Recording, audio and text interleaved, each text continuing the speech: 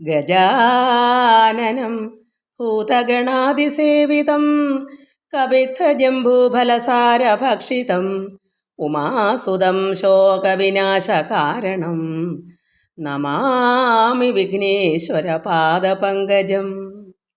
യാകുന്ദേന്ദു തുഷാരഹാരധവളായ ശുഭ്രവസ്ത്രാവൃത യാ വീണാവരദണ്ഡമണ്ഡിതപരായ ശ്വേത പത്മാസന യാ ബ്രഹ്മാർച്ചുത ശങ്കര പ്രഭൃതിഭർ ദേവൈ സദാ പൂജിത സാ മാം പാതു സരസ്വതി ഭഗവതി നിശേഷജാഡ്യാപഹ.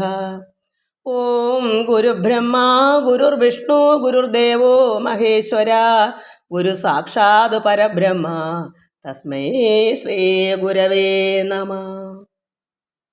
സർവഭക്ത മക്കൾക്കും എൻ്റെ വിനിതമായ പ്രണാമം. മക്കളുടെ എല്ലാം കമൻസുകൾ വായിച്ചു, മൃഗങ്ങളോടുള്ള സ്നേഹങ്ങൾ പലരുടെയും പലതും വായിച്ചു, എല്ലാം ഭഗവാനിൽ അർപ്പിക്കുന്നു. ഒരു ദിവസം എല്ലാ മക്കളുടെയും പേര് പറയാം. കാക്കയ്ക്കും പൂച്ചയ്ക്കും ഒക്കെ കൊടുക്കുന്ന കാര്യങ്ങളൊക്കെ ഞാൻ വായിച്ചു. മക്കളെ എല്ലാവർക്കും അങ്ങനെ ആകണമെന്ന് പ്രാർത്ഥിക്കുന്നു. നമുക്ക് കൊണ്ടുപോകാൻ ഇതേ ഉള്ളൂ ദാനധർമ്മങ്ങൾ. എന്താ കൊണ്ടുപോകാനുള്ളത്? നമുക്ക് ഇവിടം വിട്ട് പോകേണ്ട ഒരു സമയമുണ്ടല്ലോ, അപ്പോഴും നമുക്ക് ഈ പുണ്യകർമ്മങ്ങളൊക്കെ ഉള്ളു ബാലൻസായിട്ടുള്ളത്. അല്ലാതെ ഈ ലോകത്തുള്ള മറ്റൊന്നും തന്നെ നമ്മുടെ കൂടെ വരത്തില്ല. അപ്പോൾ ഭഗവാൻ അവിടെ ചെല്ലുമ്പോൾ നമ്മൾ അവിടെ വിധാതാവ് എന്തൊക്കെ കൊടുത്തെന്നൊക്കെ എഴുതി വെച്ചിട്ടുണ്ട്. അതൊക്കെ ചോദിക്കുമ്പം ഉത്തരങ്ങൾ പറയാമല്ലോ. ഇന്ന ഇന്ന കാര്യങ്ങളൊക്കെ ചെയ്തു അവർക്കറിയാം. എന്നാലും നമുക്ക് നന്മ ചെയ്യണം. അതാണ് ഭഗവാനെ പ്രാർത്ഥിക്കുന്നതിനോടൊപ്പം തന്നെ പ്രവൃത്തികൾ നന്നായിരിക്കണം. ഈശ്വരനെ ആരാധിച്ചിട്ട് മാത്രം ഒന്നും ആയില്ല.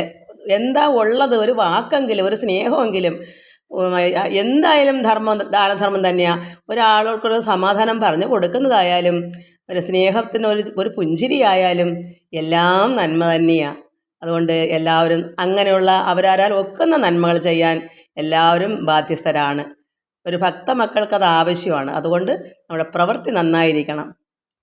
ഇല്ലാത്തതിനെ ഒപ്പിച്ച് കൊടുക്കണമെന്നല്ല പറഞ്ഞത്. നമുക്കാൾ എന്താ ഉള്ളത്, എങ്ങനെയാണ് നമുക്ക് കഴിവുള്ളത് അതനുസരിച്ച് പക്ഷിമൃഗാദികൾക്കായാലും മനുഷ്യർക്കായാലും, മനുഷ്യരെക്കാളും കൂടുതൽ ഈ നാക്കെടുക്കാ പ്രാണികളാണ്. അവർക്ക് ആരോടും പറയാൻ പറ്റില്ലല്ലോ. അതുകൊണ്ട് അതാ കൂടുതൽ സങ്കടം. മറ്റത് നാക്കെടുത്ത് പറയാമല്ലോ, എനിക്ക് അല്പം വെള്ളം വേണമെന്നോ വിശക്കുന്നോ പറയാം. പക്ഷേ അങ്ങനെ ഇല്ലാത്ത കുറേ ജന്മങ്ങൾ, ഈ മൃഗങ്ങളും പക്ഷികളും ഒക്കെ. അപ്പോൾ നമുക്ക് എന്താ നമ്മുടെ കയ്യിലുള്ളത് അത് സന്തോഷമായിട്ട് കൊടുക്കണം. അതാണ് ഇതിൽ പറയുന്നത്. നമ്മളെ പ്രവൃത്തി വെച്ചാൽ അത് സന്തോഷമായിട്ട് അത്ര സ്നേഹത്തോടു കൂടി വേണം ഒരു എന്ത് ചെയ്താലും.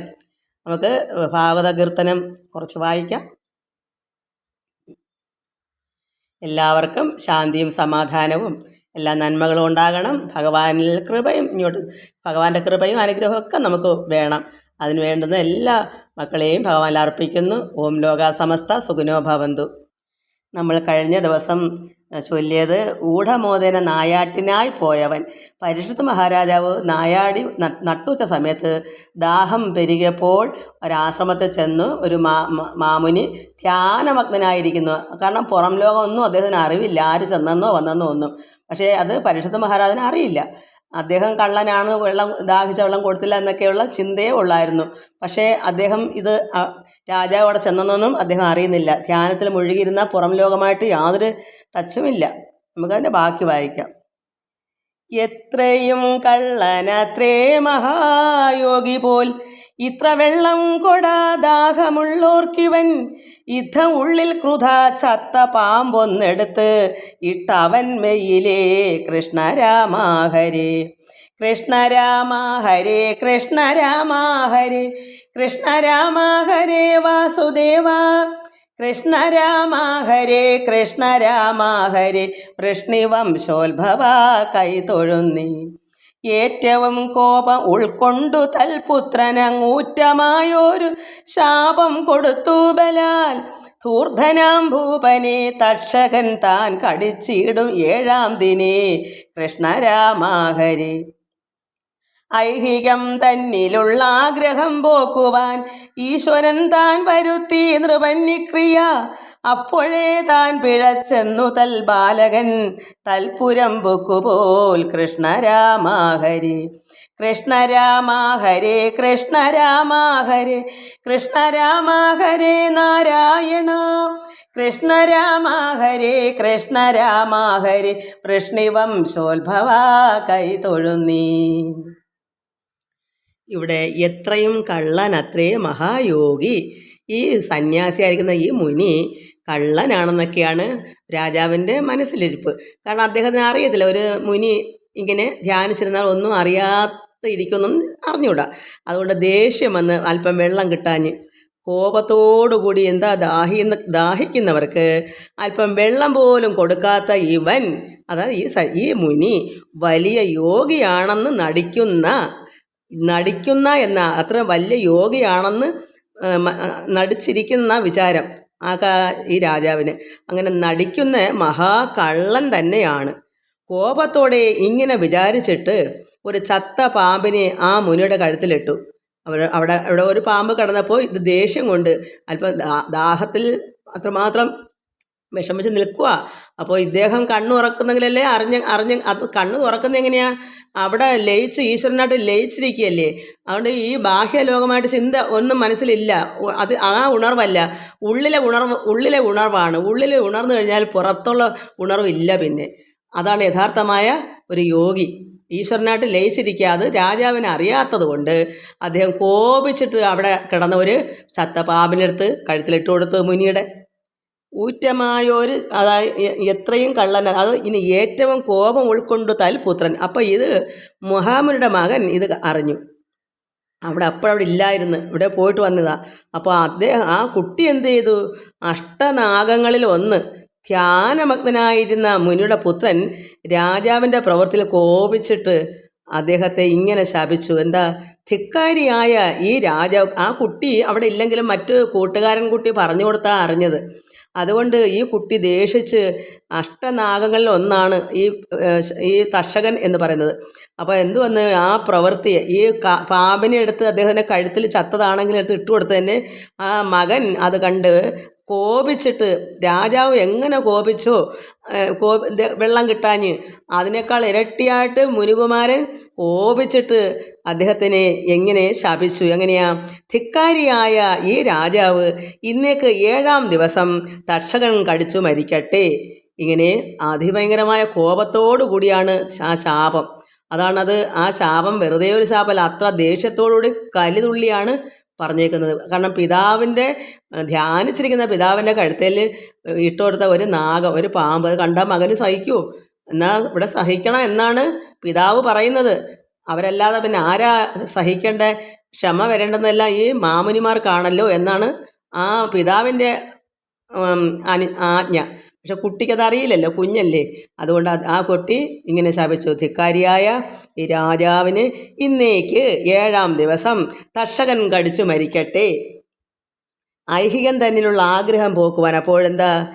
ലോക ജീവിതമാണ് ഐഹികം, ഈ ലോകം ബാഹ്യം. ഈ ലോക ജീവിതത്തിലുള്ള ആഗ്രഹം അവസാനിപ്പിക്കുന്നതിന് ഈശ്വര നിശ്ചയപ്രകാരം സംഭവിച്ചതാണ് ഈ ശാപം. അതാണ് നമ്മൾ മനസ്സിലാക്കേണ്ടത്. നമുക്ക് ഓരോ കാര്യങ്ങൾ ഇപ്പം നമ്മൾ തന്നെ മക്കളൊക്കെ നന്നായി നോക്കുന്ന വലിയ കാര്യം എന്നൊക്കെ നമ്മൾ പറയും. നമുക്കൊക്കെ ചില കാര്യങ്ങളെ പഠിപ്പിക്കാൻ വേണ്ടി, നമുക്ക് ചില ദുഃഖങ്ങളോ വിഷമങ്ങളോ ഉണ്ടാക്കാൻ വേണ്ടി, അല്ലെങ്കിൽ മക്കളിൽ നിന്ന് നമുക്ക് എന്തെങ്കിലും പറഞ്ഞാൽ നമുക്ക് ദുഃഖം ഉണ്ടോ, അവരുടെ കയ്യിൽ നിന്നൊക്കെ നമ്മൾ മുക്തനായോ, ഇന്നെല്ലാം ഓരോരോ പരീക്ഷണങ്ങൾ ഭഗവാൻ ഓരോ അളവും പ്രകാരം തന്നുകൊണ്ടിരിക്കും. ആദ്യ പടിയിലൊക്കെ ഇങ്ങനെയൊക്കെ ആയിരിക്കും ഈശ്വരനെ അറിയാൻ വേണ്ടിയുള്ളത്. ഈശ്വരനെ അറിഞ്ഞ് എല്ലാത്തിൽ നിന്നും മുക്തനായി കഴിഞ്ഞാൽ അവിടെയുണ്ട് പരീക്ഷണം. ഇവരൊക്കെ നമ്മൾ പിണങ്ങിപ്പിരിഞ്ഞാൽ നമുക്ക് വേദനയുണ്ടോ? ഇതിനൊക്കെ ഓരോരോ പരീക്ഷണങ്ങളുണ്ട്. അത് നമ്മൾ മനസ്സിലാക്കണം. ഇതൊറ്റൊരു പാഠം മതി മനസ്സിലാക്കാൻ. ഈ രാജാവിന് ഇതൊരു നിമിത്തമായി. ഇല്ലെങ്കിൽ രാജ്യവും ഭരിച്ച് പോകാൻ നേരം വെറുതെ നരകത്തിലേക്ക് പോകും. എങ്ങനെ നരകത്തിൽ പോകും? ഈശ്വരനെ അറിയാതിരുന്ന പിന്നെ അവിടെ പോകും. ഈശ്വരനിലേക്ക് ചേരാൻ പറ്റുമോ? ഈശ്വരനെ അറിഞ്ഞ് ഈശ്വരനിൽ ലയിച്ചെങ്കിലല്ലേ ഈശ്വരനിലേക്ക് ചെല്ലാൻ പറ്റൂ. നമ്മളെ മൂലത്തിലേക്ക്. എവിടെ നമ്മളെ മൂലം? നമ്മൾ എവിടെ നിന്നാണ് വന്നത്? എത്രയോ ജന്മങ്ങൾ എടുത്ത് ആ മൂലത്തിൽ നിന്ന് വന്നതിന് ശേഷം. അപ്പോൾ ഒടുക്കം നമ്മൾ എവിടെ ചെല്ലേണ്ടതേ? എവിടെ നിന്ന് വന്നു അവിടേക്കാണ് പോകേണ്ടത്. അപ്പോൾ ഇദ്ദേഹത്തിന് അത് പറഞ്ഞിരിക്കുന്നു, ഈ മൂലത്തിലേക്ക് ചെല്ലാൻ, ആ കാരണത്തിലേക്ക്, ഈശ്വരനിലേക്ക്. അപ്പോൾ അതിനൊരു നിമിത്തമായി.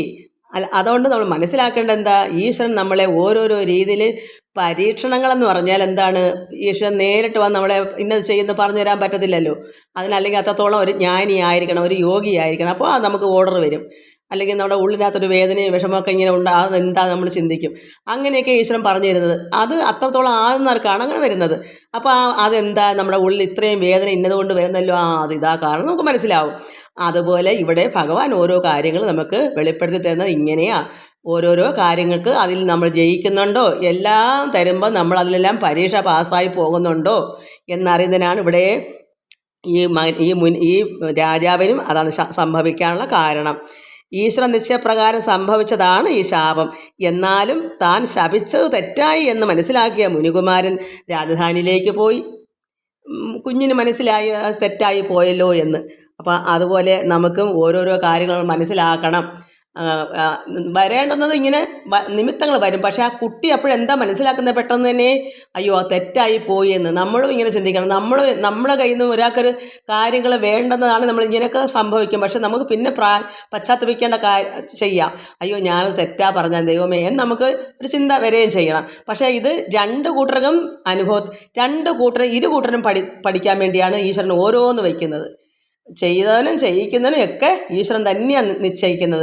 നീ ഇന്നതുപോലെ ചെയ്യ്, മറ്റോ ഇന്നതുപോലെ അനുഭവിക്ക്, ഇതൊക്കെ തരുന്നതെല്ലാം ഭഗവാന്റെ നിശ്ചയപ്രകാരമാണെന്ന് നമ്മൾ മനസ്സിലാക്കുമ്പോൾ കോപം കൊണ്ട് ശപിക്കരുതാരും ഭഗവൻ മയമെന്നോർക്ക സമസ്തം സുഖവും ദുഃഖവും മാറിയാൽ എന്താ അവിടെ പിന്നെ സമമാണ്. അപ്പം നമ്മൾ മനസ്സിലാക്കണം, നമുക്ക് സുഖം വരുന്നതും ദുഃഖം വരുന്ന ഓരോരോ കാര്യങ്ങൾക്ക് നമുക്ക് നേടാനും നല്ല മാർഗത്തിലേക്ക് പോകാനുള്ള തിരിവാണെന്ന് മനസ്സിലാക്കണം. നമുക്ക് ഈശ്വരൻ തരുന്ന ഓരോ വഴികളാണ്. അതിൽ ഖേദിക്കാതെ ദുഃഖിക്കാതെ സന്തോഷപ്രകാരം അത് മുന്നോട്ട് പോകുമ്പോൾ നമ്മളെ നല്ല മാർഗത്തിലേക്ക് ഈശ്വരൻ വഴി നയിച്ച് കൊണ്ടുപോയിക്കോളും. അതിനാണ് ഓരോ കാരണങ്ങളും ഉണ്ടാകുന്നത്. അല്ലാതെ നമ്മളെ നശിപ്പിക്കാനല്ല ഈശ്വരൻ ഒന്നും ചെയ്യുന്നത്. ഈശ്വരൻ നമ്മളെ നന്നാക്കാൻ വേണ്ടിയാണെന്ന് നമ്മൾ മനസ്സിലാക്കണം. ഇനി നമുക്ക് ഭാഗവതം പാരായണം ചെയ്യാം. ഇവിടെ യശോദാമ്മയടുത്ത് തോഴിമാർ അത് സഖികളൊക്കെ ഭഗവാൻ കണ്ണൻ ചെയ്യുന്ന കുസൃതികളൊക്കെ ഇങ്ങനെ പറഞ്ഞ്, എന്നാൽ ഞാൻ പെറ്റവനോളം പ്രിയമുണ്ടവനെയും എന്നാണ് അവരെല്ലാം പറയുന്നത്. എന്തെല്ലാം കുറ്റങ്ങൾ ചെയ്താലും അത്രത്തോളം സ്നേഹമാണ് കൃഷ്ണനോട് കണ്ണനോട്. എന്നാലും എന്നിട്ട് അപ്പോൾ ഒരാൾ പറയുകയാണ്, പെറ്റവനോളം പ്രിയമുണ്ട് ഇവനെയും ചെറ്റൊരു ഭേദമുണ്ടെന്ന് തോന്നിയിടരുത്. ഒരു ഭേദവുമില്ല. അവനവൻ്റെ കുഞ്ഞിനെ പോലെ തന്നെ എല്ലാം ഒന്നുപോലെ തന്നെ, ഒരു ഭേദവുമില്ല. സമമായിട്ട് തന്നെയാണ് കാണും. സമദൃഷ്ടി പോലെ തന്നെയാണ് അവനവൻ്റെ കുഞ്ഞിനെയും മറ്റു കുഞ്ഞിനെയും എല്ലാം ഒന്നുപോലെ. അതുകൊണ്ട് ഉറ്റുറവോട് കേട്ടാലും അത് സഖി. അങ്ങനെ പറയുവാണ്. ഒരു നാൾ അഴകോട് മൽപുത്രന് മാനസമുറ്റ് നൽകിയിടുവാൻ പായസം നിർമ്മിച്ചു വെച്ചു. മകന് കൊടുക്കാൻ, സ്വന്തം മകന് കൊടുക്കാൻ ഒരു സഖി, ഒരു തോഴി പായസം വെച്ചിട്ട് മകനെ പോയി വിളിച്ചുകൊണ്ട് വരാൻ പോയി. എൻ മകൻ തന്നെ വിളിച്ച് വരുത്തുവാൻ പോയൻ അവസരം. അങ്ങനെ പായസമൊക്കെ കുടിപ്പിക്കാൻ സ്വന്തം മകനെ പോയി വിളിച്ചുകൊണ്ട് വരാൻ പോയപ്പോൾ ഈ കുട്ടികളെല്ലാം നിന്ന് കളിക്കുമായിരുന്നു, കണ്ണനുമൊക്കെ. അങ്ങനെ നിർമ്മിച്ച് വച്ചുകൊണ്ട് ഒരു പാത്രത്തിലാക്കി വെച്ച് എന്മകൻ തന്നെ വിളിച്ച് വരുത്തുവാൻ പോയേൻ അവസരം നോക്കി. അവസരം ആര് നോക്കി? താൻ അത് കണ്ടു, ഭഗവാൻ കണ്ടു. ഇങ്ങനെ പായസത്തിൻ്റെ മണമൊക്കെ കേട്ട് കാണും. എന്നാൽ നമ്മളൊന്നും മനസ്സിലാക്കേണ്ട എന്താണെന്നറിയാമോ? ഇവരെല്ലാം ഈ പായസം വെക്കുമ്പോൾ സ്വന്തം കുഞ്ഞിന് കൊടുക്കാൻ വെക്കുന്നു, എന്നാൽ കണ്ണന് കൊടുക്കണം. മുന്നേ നമ്മളത് മനസ്സിലാക്കി നമ്മുടെ വീടുകളിൽ നമ്മൾ പായസം വെക്കുമ്പോൾ നമ്മൾ കുളിച്ച് വൃത്തിയായി ഭഗവാന് കൊടുക്കുന്ന രീതിയിൽ നല്ല ശുദ്ധ പാത്രത്തിൽ ശുദ്ധ വെള്ളത്തിൽ നന്നായി പാകം ചെയ്ത് അത് ഉപ്പുണ്ടെന്ന് പോലും നോക്കാതെ ഭഗവാനായിട്ട് നമ്മൾ നിർമ്മിച്ച് വെച്ച് ഈശ്വരനെ നേദിക്കണം. ഞങ്ങളുടെ വീട്ടിലങ്ങനെയാണ്. ഉണ്ണിയപ്പവും പായസവും ഒക്കെ വെച്ചാൽ ഭഗവാന് കൊടുത്തിട്ടേ കാര്യമുള്ളൂ. അതൊരു പാഠം. അത് ഞാനിത് പറഞ്ഞത് ഈ ഭാഗവത്തിൽ കിടക്കുന്നതെല്ലാം നമ്മുടെ അനുഭവങ്ങളാണ്. ഭഗവാന് കൊടുത്താലുണ്ടല്ലോ അത്ര തൃപ്തികരമാണ്. സന്തോഷത്തോടെ ഒന്ന് കൊടുത്തു നോക്കൂ. ഇത് എന്താ, കണ്ണൻ അവിടെയൊക്കെ കിടന്ന് കറങ്ങുകയും കളിക്കുകയും ചെയ്യുമ്പോൾ ഇവർ സ്വന്തം മകന് വെച്ചിട്ട് അവർ പോയി വിളിക്കാൻ പോയി. അപ്പോൾ കണ്ണൻ എന്ത് ചെയ്ത്? കണ്ണനെടുത്താൻ കുടിച്ചു. എന്നിട്ട് അവിടെ ചാണകം പിന്നെ കുഴച്ച് കലക്കി പായസത്തിന് അവിടെ വെച്ചു. അതിനെന്താ തെറ്റ്? കൊടുക്കണം. ഭഗവാന് സ്വന്തം മകനെ പോലെ കണ്ടാൽ എന്താ കുറച്ച് കൊടുത്താൽ? അതുകൊണ്ട് ഞാൻ പറയുന്നത് അവിടെയും കുറ്റം മറ്റുള്ളവർക്കാണെന്ന് ഞാൻ പറയും. അതുകൊണ്ട് എൻ മകൻ തന്നെ വിളിച്ച് വരുത്തുവാൻ പോയേൻ അവസരം. അപ്പോൾ സ്വന്തം മകന് കൊടുക്കാൻ പായസമൊക്കെ വെച്ചിട്ട് വിളിക്കാൻ പോയ സമയം നോക്കി കണ്ണൻ എന്ത് ചെയ്തു? അത് കണ്ട് മായാമയൻ ഇവനാശു തൽക്കാലമേ വേഗേന തോഴരുമായി കളിച്ച് ഒരു ഭാഗേ കടന്നു ചെന്ന ആഹന്ത പായസം കേവലം ഏവരും ആശിച്ച് അങ്ങ് അതിൽ ഗോവിഡ് പ്രപൂരിതമാക്കി വെച്ചങ്ങു താൻ പാരാതെ ദൂരവേ പോയി മറഞ്ഞിടിനാൻ. കുഞ്ഞിന് നേരത്തെ അല്പം കൊടുത്തതെങ്കിൽ കുഴപ്പമുണ്ടാവുമായിരുന്നു. ഭഗവാൻ ആരാ അത് അവർക്കറിയില്ല. എന്നാൽ ഇങ്ങനെയൊക്കെയാണല്ലോ അറിയിക്കുന്നത്. ഭഗവാനാണെന്ന് മനസ്സിലാക്കുന്നത് ഭഗവാൻ ഇങ്ങനെയൊക്കെയാണ്. അതുകൊണ്ട് അവിടെയും തെറ്റ് ഞാൻ കണ്ണനെ പറയത്തില്ല. ഈശ്വരൻ അങ്ങനെ മായാമയനിവൻ. അപ്പോൾ എന്താ, മായ കൊണ്ട് എല്ലാം ഭഗവാൻ അറിയാം. അവിടെ ഏത് വീട്ടിൽ എന്ത് ചെയ്തു വെക്കുന്നോ, പാലാന്നോ പായസമാണോ, ഇതൊക്കെയും കണ്ണൻ അറിയാം. അത് മുന്നേ കുടിക്കണം. അത് കണ്ണൻ അങ്ങനെയാണ്. ഭഗവാൻ നമ്മുടെ എല്ലാം ഭഗവാനാ. ഭഗവാന് കൊടുത്തേ. നമ്മുടെ വീട്ടിലൊരു അച്ഛനോ അമ്മയൊക്കെ ഉണ്ടെങ്കിൽ നമ്മൾ ഭാര്യയായാലും അപ്പോൾ അച്ഛന് മുമ്പേ കൊടുത്തല്ലേ കാര്യമുള്ളൂ. അതുപോലെയാണ് ഈശ്വരൻ ലോകപിതാവാണ്. ഇപ്പോഴും നമ്മളത് മനസ്സിലാക്കണം. ഭഗവാന് ഒരു ചായ ഇട്ടാലും നമ്മൾ വൃത്യാമണം ഇടാനുള്ള രീതി വീട്ടിൽ അന്നൊന്നില്ല എന്നുണ്ടെങ്കിൽ അത് കുടിക്കുമ്പം ഭഗവാനായിട്ടങ്ങ് കുടിക്കുക. നമ്മുടെ ഉള്ളിൽ ഈശ്വരനാണല്ലോ. ഭഗവാനെ കണ്ണാ ഈശ്വര അത് അവിടേക്കാണെന്നും പറഞ്ഞ് നമ്മളങ്ങ് കുടിക്കുക.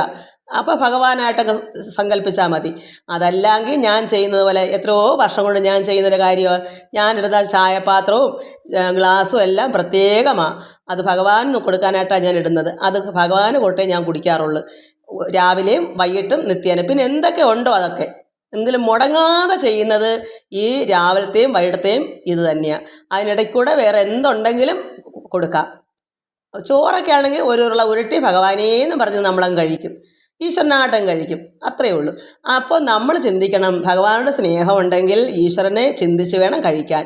ഒരു ഉരുള ഉരുട്ടുമ്പോൾ തന്നെ ഭഗവാനെ ഇത് അവിടേക്കാണെന്ന് പുരട്ടി ആ ഭഗവാനുള്ള ചിന്തയോടുകൂടി നമ്മൾ കഴിക്കുക. അപ്പോൾ ഭഗവാന് വിഷമമില്ല. ഇല്ലെങ്കിൽ നമ്മൾ സ്നേഹിച്ച് ഭഗവാനെ കണ്ടാന്ന് വിളിക്കും. ഭഗവാൻ നോക്കി ഇരുത്തിയിട്ട് നമ്മൾ അങ്ങ് കഴിക്കും. ഭഗവാൻ എത്രമാത്രം സങ്കടമായിരിക്കും. മനസ്സുകൊണ്ട് ചിന്തിക്കണ്ടേ? അതുകൊണ്ട് ഇവിടെ എന്ത് വന്നു?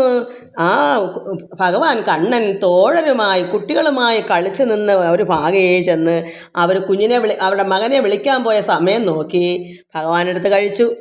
കൂട്ടുകാർക്കും കൊടുത്തു. വേഗേന കടന്നു ചെന്ന ആഹന്ത പായസം കേവലം ഏവനുമായി ആശിച്ച് അങ്ങനെ ഗോവിഡ് പ്രപൂരിതമാക്കി വെച്ചങ്ങുതാൻ. അത് ചാണകം, പശുവിൻ്റെ ചാണകമെടുത്ത് അത് പായസമാക്കി അവിടെ വച്ചു. പാരാതെ ദൂരവേ പോയി മറഞ്ഞിടിനാൻ. ഭഗവാൻ അങ്ങനെ എന്ത് ചെയ്ത്? അവിടെ നിന്നില്ല. മായാമേനല്ലേ, പെട്ടെന്ന് പോയി ദൂരെ പോയി മറഞ്ഞു നിന്നു. നമ്മൾ അവിടെ കണ്ട വായിച്ചതിന് അതിൻ്റെ ബാക്കി വായിക്കാം.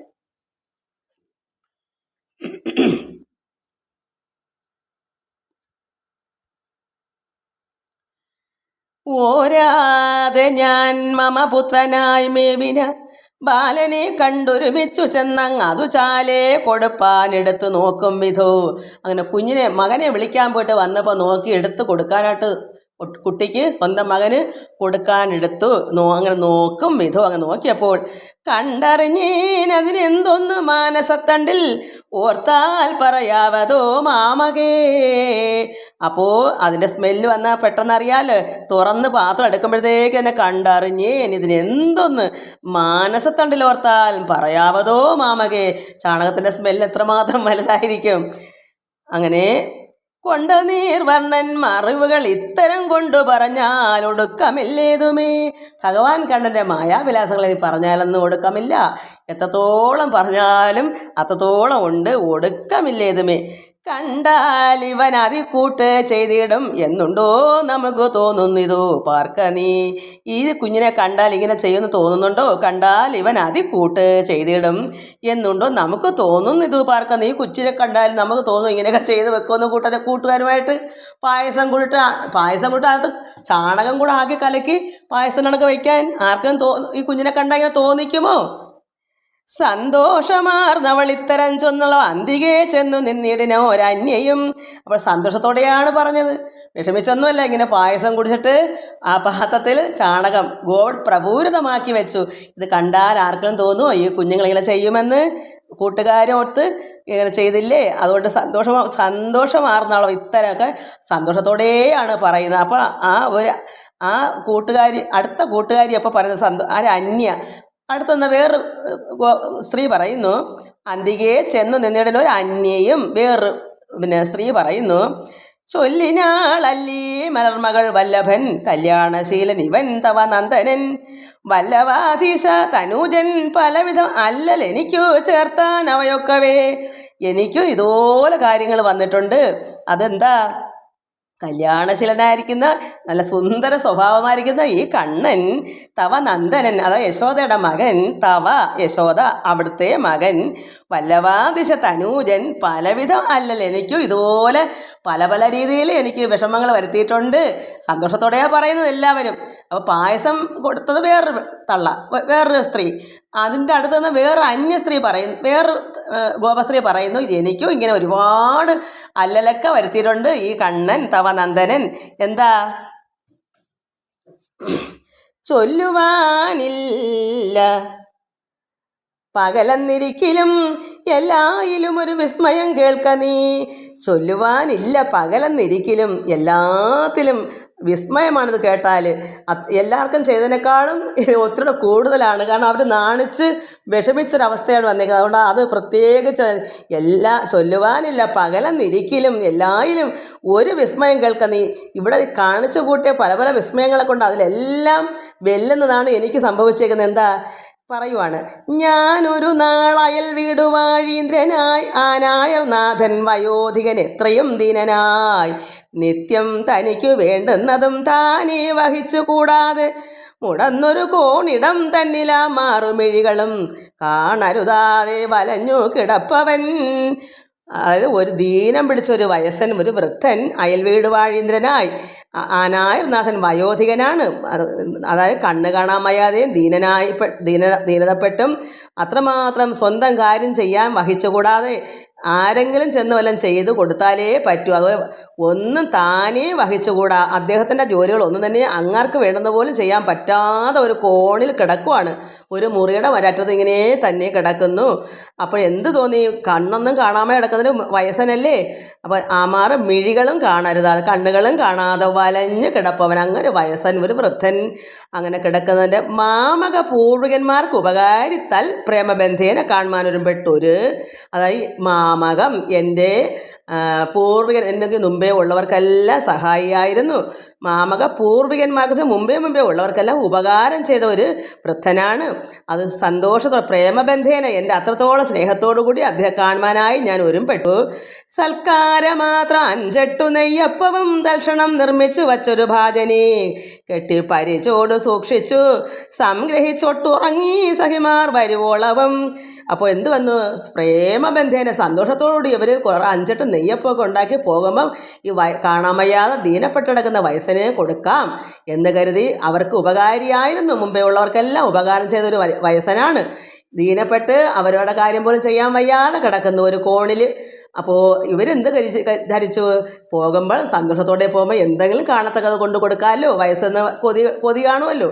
അങ്ങനെ 5-6 നെയ്യപ്പൊക്കെ ചുട്ട് അവിടെ സൽക്കാരം മാത്രം 5-8 നെയ്യപ്പവും തൽക്ഷണം നിർമ്മിച്ചു വച്ചൊരു ഭാജനി ഒരു പാത്രത്തിൽ ഇതൊക്കെ വെച്ച് കെട്ടിപ്പൊതിഞ്ഞ് വച്ചു.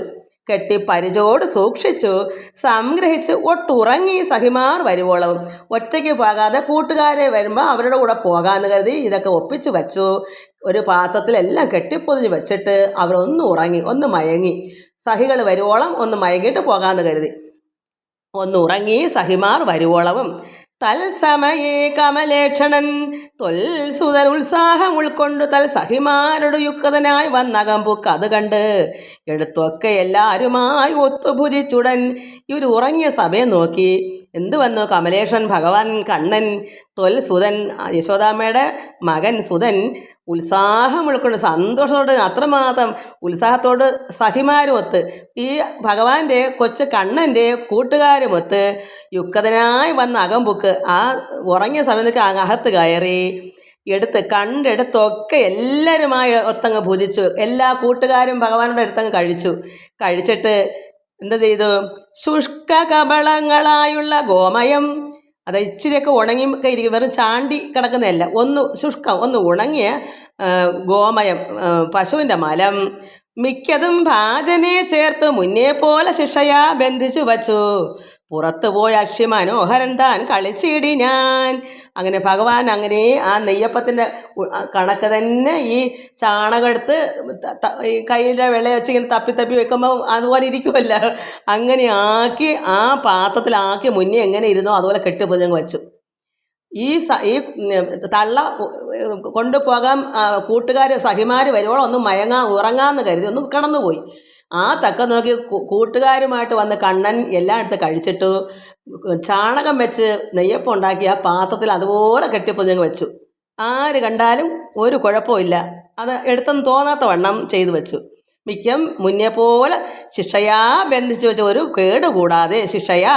കാരണം ആർക്ക് കണ്ടാലും അത് നേരത്തെ വെച്ചതുപോലെ തന്നെ ബന്ധിച്ച് വെച്ച് പുറത്തു പോയി അക്ഷിമനോഹരൻ താൻ കളിച്ചിടിനാൻ. അങ്ങനെ കുട്ടികളുമായി ഭഗവാൻ ഇതെല്ലാം കഴിച്ച് ഇതുപോലെല്ലാം ചെയ്തു വെച്ചിട്ട് വെളിയിൽ പോയി കളിച്ചു. വന്നാർ സഖികൾ ഉണർന്നു, ഞാനും തഥാ. സഖികളൊക്കെ വന്നു, ഞാനും ഉണർന്നു. അതായത് ഈ കെട്ടിപ്പൊതി വെച്ചിട്ട് ആ സ്ത്രീ അവിടെ ഒന്ന് ഉറങ്ങി. അപ്പോൾ സഖികൾ വന്നു, ഞാനും ഉണർന്നു, ഈ ഉറങ്ങിയ സ്ത്രീയും ഉണർന്നു. അതാണ് വന്നാർ സഖികൾ ഉണർന്നു, ഞാനും തഥാ ചെന്നെടുത്തങ് അതും കൊണ്ട് വൃദ്ധാലയം തന്നിൽ അകമ്പുക്കുമന്തം വയോധികൻ തന്നെ വിളിച്ചു കൈക്കൽ കൊടുത്തിടിനീൻ. സന്തോഷത്തോടെ സഖികളുമായി ഇതും എടുത്തുകൊണ്ട് പോയി വൃദ്ധാലയത്തിൽ ആ വയസ്സൻ്റെ അടുക്കലേക്ക് ചെന്ന് അകത്ത് കയറി മന്ദം ചെന്ന് വയോധികൻ്റെ അടുക്ക വിളിച്ചു. കിടക്കുവല്ലേ, വയ്യാതെ കിടക്കുവല്ലേ, വിളിച്ചിട്ട് കൈക്കൽ കൊടുത്തിടിനേൻ, അദ്ദേഹത്തിൻ്റെ കയ്യിലേക്ക് കൊടുത്തു. എന്തോന്നിതെന്ന് ചോദിച്ചുടൻ അച്ഛനും ആ വയസ്സൻ ചോദിച്ചത് എന്താ എന്ന് ചോദിച്ചു. കാണാമയ്യല്ലോ.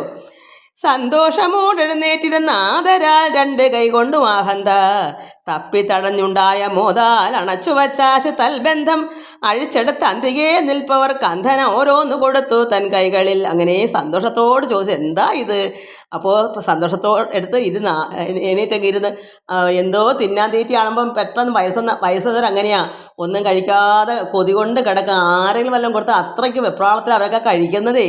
അങ്ങനെ സന്തോഷത്തോടെ ഇരുന്ന് ആദരാൽ രണ്ട് കൈകൊണ്ടും ആഹെന്ന് തപ്പിത്തടഞ്ഞ് കണ്ണ് കാണാൻ പോയ നെയ്യപ്പത്തിൻ്റെ എന്തോ ഒരു ആണെന്ന് പറഞ്ഞുകൊണ്ട് കൊടുത്ത കാര്യം പലഹാരമാണല്ലോ എന്ന് കരുതി തപ്പിയും തടഞ്ഞുമൊക്കെ ഉണ്ടായ മോതാൽ അത്ര ആഗ്രഹത്തോടു കൂടി അങ്ങ് സ്നേഹിച്ച് അണച്ചു വച്ച് എന്ത് ചെയ്തു, ബന്ധം അതിൻ്റെ കെട്ടൊക്കെ ആ പാത്രത്തിൻ്റെ കെട്ടൊക്കെ അഴിച്ച് തൻ ബന്ധം അഴിച്ച് എടുത്ത് അന്തികേ നിൽപ്പവർക്ക്, അടുത്ത് നിൽക്കുന്നവർക്കൊക്കെ അന്തികേ നിൽപ്പവർക്ക് അന്ധന് ഓരോന്ന് കൊടുത്തു. അപ്പം അന്ധൻ്റെ കയ്യിലും ഓരോന്ന് കൊടുത്തു. തൻ കൈകളിൽ രണ്ട് കൈകളിലും ഓരോന്ന് കൊടുത്തു.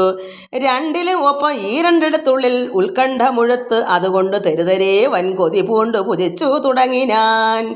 അപ്പോൾ ബാക്കി പിന്നെ വായിക്കാം. അങ്ങനെ സന്തോഷം ഈ രണ്ട് കൈകളിലൊക്കെ എടുത്ത് കൊടുത്തു. സ്മെല്ലൊന്നും വന്നില്ലെന്ന് അറിഞ്ഞില്ല. എന്തായാലും വയസ്സിന് കണ്ണ് കാണാൻ വയ്യ. അത് എനിക്ക് ചിരി വരുന്നത് മറ്റൊന്നുമല്ല, കണ്ണനോട് ഓർത്തുള്ള ചിരിയാണ് വരുന്നത്. പാവം മനുഷ്യൻ എന്ത് ചെയ്യാനാ ഭഗവാനെ. അത് ഇനി അവിടെ കിടന്ന് എന്തൊക്കെയാ ഗോഷ്ഠിയും കാഷ്ഠയും കാണിക്കണം. ഒരു വായിലൊരു ചാണകം നിന്നാൽ എത്രയ്ക്കാ ഓർക്കാനൊക്കെ വരുന്നത്. ഇനി നമുക്കത് നാളെ വായിക്കാം. എല്ലാവരും ഭഗവാന്റെ കുസൃതികൾ കണ്ട് ഓർത്ത് ചിരിക്കുക. ഭഗവാനോട് എന്താ പറയുക, എനിക്കിതേ ഉള്ളൂ. ഭഗവാന് അവിടെ ആ പരിസരത്ത് ഉള്ളവരാണല്ലോ ഈ സ്ത്രീകൾ. സ്നേഹം ഉണ്ടെന്നൊക്കെ പറയുന്നെങ്കിലും വെണ്ണയൊക്കെ കട്ട് തിന്നുന്നോണ്ട് കിട്ടുന്നത്, അല്ലെങ്കിൽ കൊടുക്കൂ. അതുപോലെ ഇത് ചെയ്യുമ്പോൾ ഭഗവാനോട് കരുതണം. ഞാനത് എന്തിനാ പറയുന്നേ, ഇനിയെങ്കിലും നമ്മളത് ചെയ്യണം. ഇതുവരെ ചെയ്തിട്ടില്ലാത്തവർ നമ്മൾ എന്തെങ്കിലും പ്രത്യേകമായി ഉപ്പില്ലാതെ എന്തെങ്കിലും നമ്മൾ പായസമോ അല്ലെങ്കിൽ എന്താ പാല് തന്നെ നമ്മൾ കാച്ചും. കുഞ്ഞുങ്ങൾക്കൊക്കെ നമ്മൾ പാൽ കൊടുക്കാൻ കാച്ചുമ്പോൾ ഇത്തിരി പഞ്ചസാരയൊക്കെ ഇട്ട് കണ്ണനൊന്ന് നേദിച്ചാൽ എന്താ, ഭഗവാനും ആ ഒരു മണം മതിയല്ലോ. അല്ല ഭഗവാൻ അതൊന്നും എടുത്ത് നമുക്ക് തന്നെ കഴിക്കാമല്ലോ. പക്ഷെ അത് ചെയ്യുന്ന മനസ്സാണ്, അത് കൊടുക്കുന്നൊരു മനസ്സാണ് ഭഗവാൻ വേണ്ടത്. ഭഗവാൻ ഒന്നും അല്ലാതെ വേണ്ട, ലോകത്തുള്ള എല്ലാം ഭഗവാൻ. പക്ഷെ നമുക്ക് മനസ്സുണ്ടോ? ഭഗവാന്റെ ആണോ നമുക്കുള്ളതാണോ ഭഗവാൻ? തിരിച്ചും പിരിച്ചും ഭഗവാൻ എന്നിലുണ്ടോ, ഞാൻ ഭഗവാനിലുണ്ടോ? അത് തീർത്തൊന്ന് മനസ്സിലാക്കണം. അതിനാണ് ഞാൻ പറയുന്നത്. അതുകൊണ്ട് എല്ലാ മക്കൾക്കും നമസ്കാരം. ഓം ലോകാ സമസ്ത സുഖിനോ ഭവന്തു. ഹരി ഓം ഹരി ഓം ഹരി ഓം.